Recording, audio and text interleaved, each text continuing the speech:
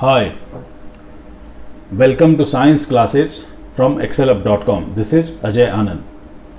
In this video, you will be learning about reflection of light.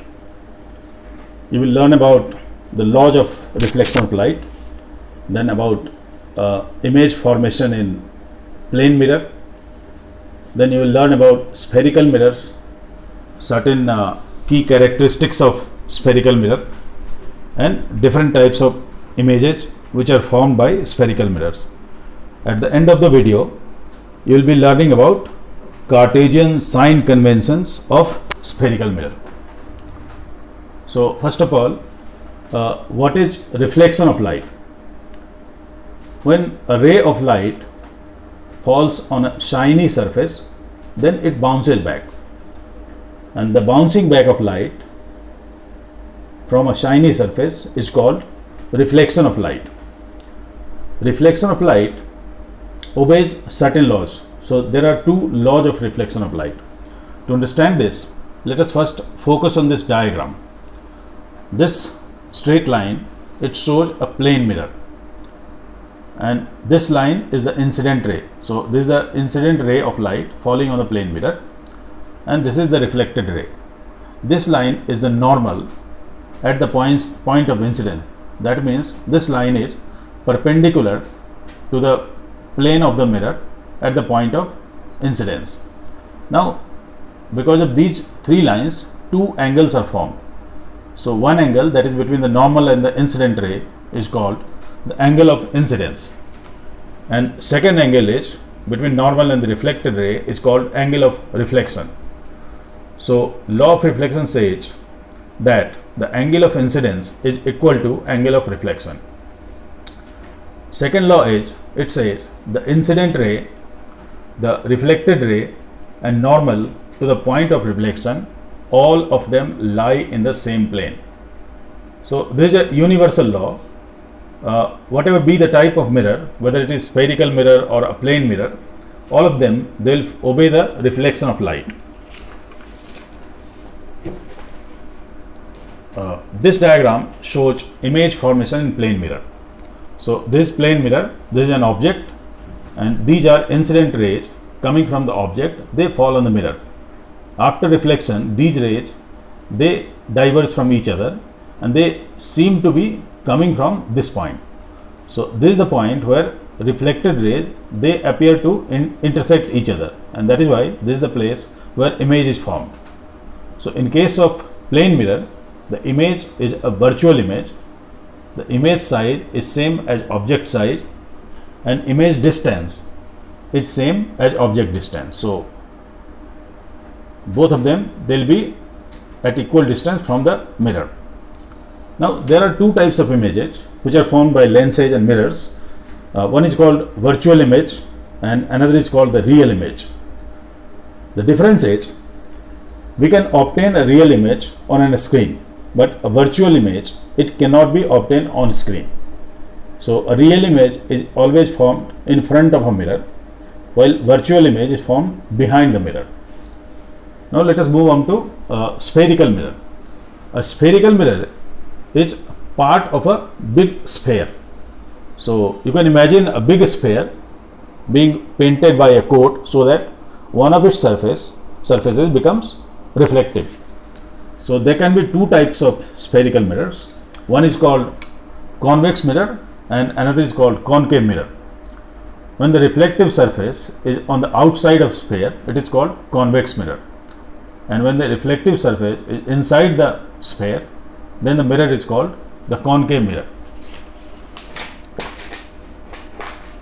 There are some key terminologies related with spherical mirror. You need to be familiar with them in order to understand further concepts on spherical mirror.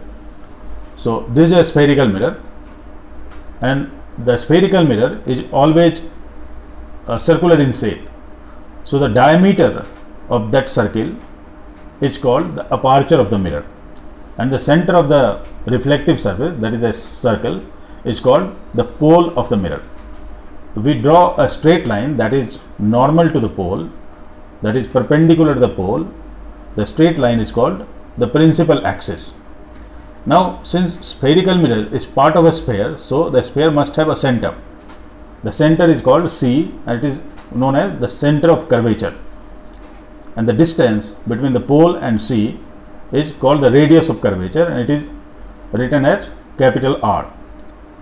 Now, the halfway distance between P and C is called F, or principal focus, and the distance between P and F is called the focal length, and it is written as small f. So, same things they will be with the convex mirror also. The only difference is that C, F, all of them, they will be inside the sphere, behind the mirror, because the reflective surface is outside the sphere in case of convex mirror. Now, we can define the primary focus in another way also. So, when the rays of light coming from infinity, they get reflected from a concave mirror, all of them, they converge at the focal point, the focus, and that is why converging concave mirror is also called a converging mirror. So, we can define the focus as the point where all the rays of light coming from infinity or parallel to the principal axis, they converge. The point at which all these rays of light converge after reflection from convex mirror, the point is called the focus of the mirror. The convex mirror, on the other hand, is called diverging mirror, because what happens when the rays of light which are parallel to the principal axis, they get reflected from the convex mirror, they appear to diverge from the principal focus of the mirror. So, these rays are diverging, and that is why the convex mirror is called a diverging mirror. Now, let us talk about image formation in concave mirror, in spherical mirror. So, for finding the location of image, you need to draw any two out of 4 rays, and the point of intersection of those two reflected rays, they will tell the location of image. So, where the reflected rays will intersect, that is the point of image. So, these rays are, the number one is a ray which is parallel to principal axis. So, when a light ray parallel to principal axis strikes the mirror, and after reflection it passes through the focus of the mirror, in case of concave mirror. In case of convex mirror, what happens, the light ray parallel to the principal axis, it appears to diverge from the principal focus after reflection. Number 2 is a ray of light passing through focus. So, in case of concave mirror, it will come back as a parallel line to the principal axis, and same holds true for convex mirror also. So, both the reflected rays, they are parallel to the principal axis. The third ray is a ray of light passing through C. So, since Cp, or any distance from C to the rim of the sphere, will be equal to radius, and radius is always normal to the surface, to the periphery. So, it comes back in its original direction after reflection. So, there is no deviation in the path. The same holds true for convex mirror as well. Okay. So, this ray of light, it goes through the C, and that is why after reflection it comes back on its original path. The number 4th ray is a ray which is obliquely incident on the point P. So, it reflects at the same angle with the principal axis at which it was incident, and same holds true for the convex mirror also. So, you need to draw any two out of these 4 rays and try to find out the point of intersection. The point of intersection of reflected rays, they will tell the location of the image. Now, let us find out what are the different possibilities of formation of image in case of concave mirror. So, there are 6 possibilities. The number 1 is the object is at infinity.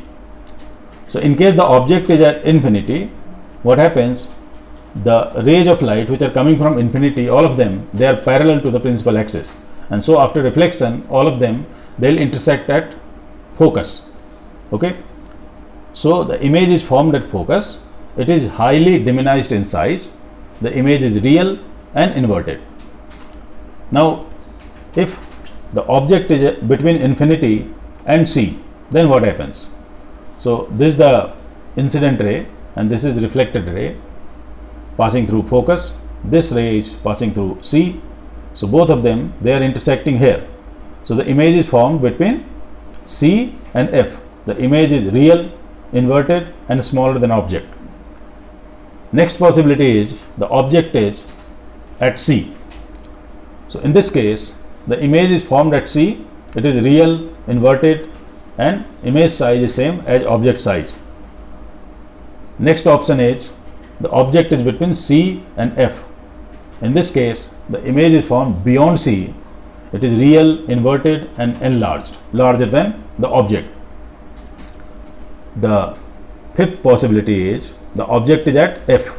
In this case, both the reflected rays, they are parallel to each other. So what happens? The object is image is formed at infinity. It is real, inverted and it is highly enlarged compared to the size of object.